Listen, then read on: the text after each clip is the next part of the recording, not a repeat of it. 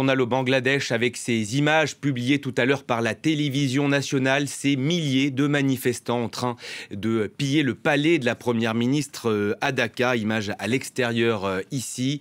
Ces manifestants ont demandé depuis plusieurs jours sa démission. C'est chose faite, ça a été confirmé par le chef de l'armée. Sheikh Hasina a quitté le pays. Elle serait désormais en lieu sûr, peut-être en route pour l'Inde. Événement au lendemain d'une nouvelle répression policière qui a fait au moins 94 morts dans le pays. On en compte en tout près de 300 depuis début juillet. Bonjour Ketevan, c'est un jour historique pour le Bangladesh. On l'a dit, la situation évolue rapidement avec notamment cette annonce de l'armée, ce gouvernement de transition qui serait mis en place.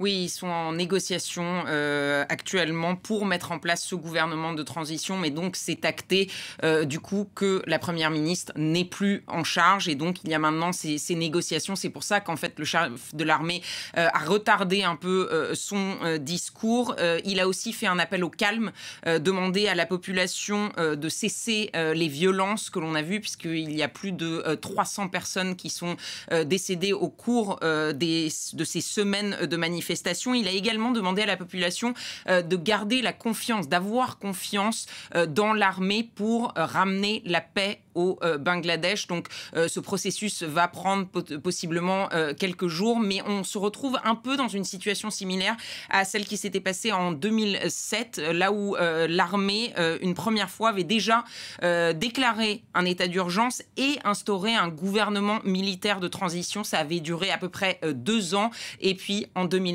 c'est Sheikh Hasina qui avait pris le pouvoir. Elle était donc au pouvoir depuis ce moment-là.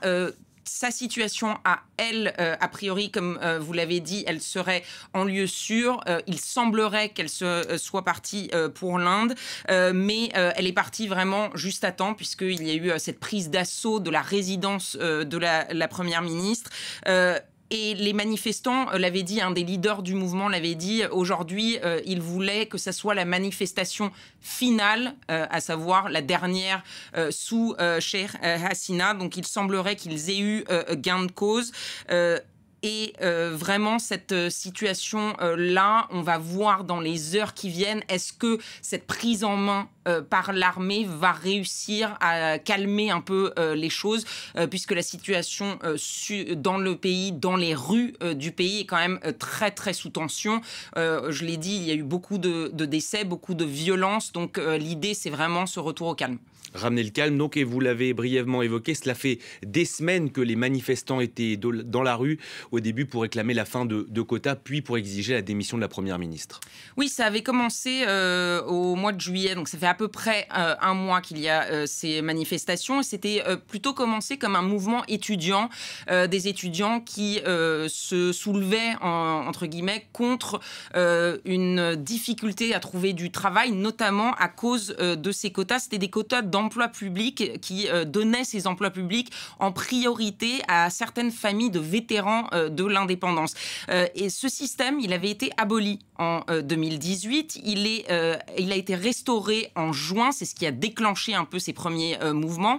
Et puis, il y a eu un retournement de la Cour suprême en juillet, mais c'était, entre guillemets, trop tard pour ramener le calme, puisqu'il y avait d'autres pans de la société qui avaient rejoint ces étudiants, notamment des artistes, la société civile, et c'était devenu vraiment un appel à cette démission de la première ministre au pouvoir depuis 15 ans, un appel à plus de liberté, notamment pour l'opposition, puisque la dernière élection de Sheikh Hasina, c'était une élection qui s'était passée avec le boycott de l'opposition, et donc c'est devenu une crise sociale qui est devenue une crise politique plus tard, et la question maintenant, c'est est-ce que ce gouvernement de transition va pouvoir, ramener le calme, et puis créer une situation qui permet de regarder vers l'avenir et d'apporter des réponses possiblement aux questions qui ont été posées au tout début de ce mouvement. Et on va bien sûr continuer à suivre cette situation évolutive au Bangladesh. Merci beaucoup Ketevan pour toutes ces